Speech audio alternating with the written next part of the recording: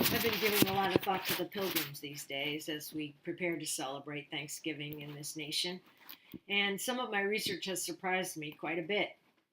Actually, the early separatists that gathered to get on the Mayflower were surprised that in the last few days before they set sail, lots of people defected and they had to fill their ranks with people they called strangers, merchants, craftsmen, some indentured servants, some orphans. So at the end, there were only 41 pilgrims on board. The 59 who joined them were people they called strangers.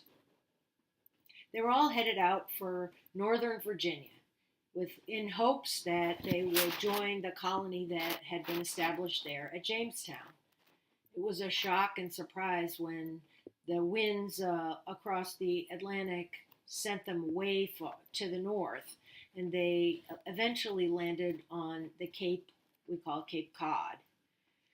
When they got there and realized where they were, the strangers, the 59 people who were not pilgrims, felt that the covenant they'd made with the Virginia settlement no longer was valid because they were so far north of their jurisdiction.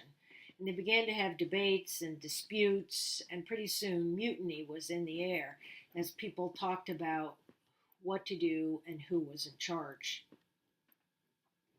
Of the group of 50 men, 19 women, and 33 children and teens, they decided it was time to begin to establish some kind of control. So William Bradford and William Brewster put together an agreement we know now as the Mayflower Compact. It established that everyone would be loyal to King James, loyal to the Christian faith, and that they would all agree to create laws that they would abide by. It was the very first document that established majority rule here in the New World. But it was a surprise. When the separatists embarked on this voyage, they thought at first they could convert the people who had come along with them. They thought they could lure them into their Bible studies. They thought they could get them to be baptized. And then they hoped when they couldn't convert them that they could at least control them. And in the end, what they discovered was they had to learn to work with them.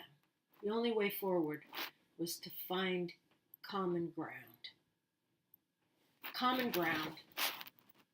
It's the one thing that holds us together in many situations, discovering how much we have in common. This week, as we celebrate Veterans Day, a lot of people are thinking about what it is that creates a military that's successful. And for many people who join the military, they want to test themselves, they want to prove their patriotism, they want to establish themselves as people of courage and bravery and emotional stamina.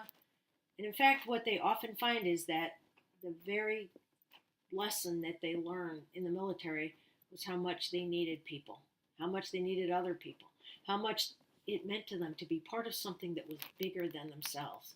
Because what our United States military does so effectively is it takes people from all parts of the country, all walks of life, every race, every sexual orientation, every background, and creates units of people who have to work together because their lives depend on it. And what it is that many veterans take away from that experience is an appreciation of how much they have in common with others and how valuable it is to learn that lesson.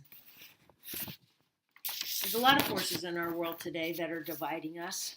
I like the picture on the front of the New York Times a week ago Sunday.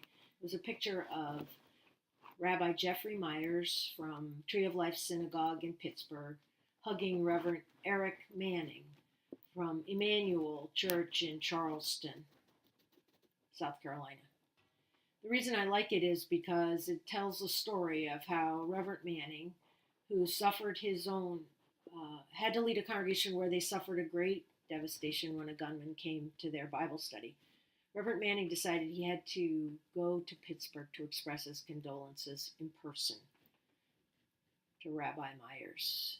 In many ways, these two men have a shared experience that very few of us can understand. When they got together, they talked. They talked about what it's like to minister to a congregation that suffers such a devastating loss. They talked about what it's like to handle the logistics of so many funerals all at once. They talked about presidential visits and demonstrations and gun control debates and how to keep their congregations safe and how to get enough sleep at night or any sleep at all. And what they discovered was kindness, common sense is always so much more powerful than hatred and all the things that would divide us. Rabbi Myers said something interesting last weekend. He said, this attack at Tree of Life wasn't an attack on one group or another. It was an attack on America.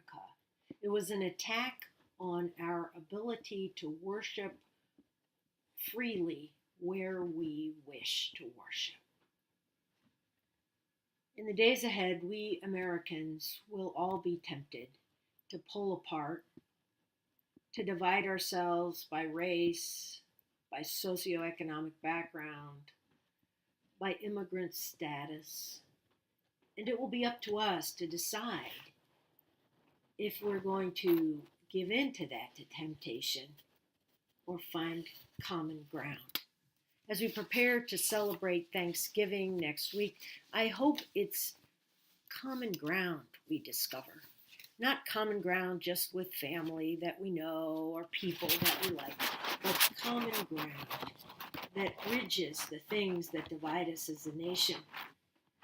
We can stay connected. We can resist the temptations to be divided. Love is always stronger than hatred. Compassion can renew our spirits and remind us how much we need each other. We can be braver than despair and wiser than all the things that would divide us and stronger than hatred. We can if we find common ground.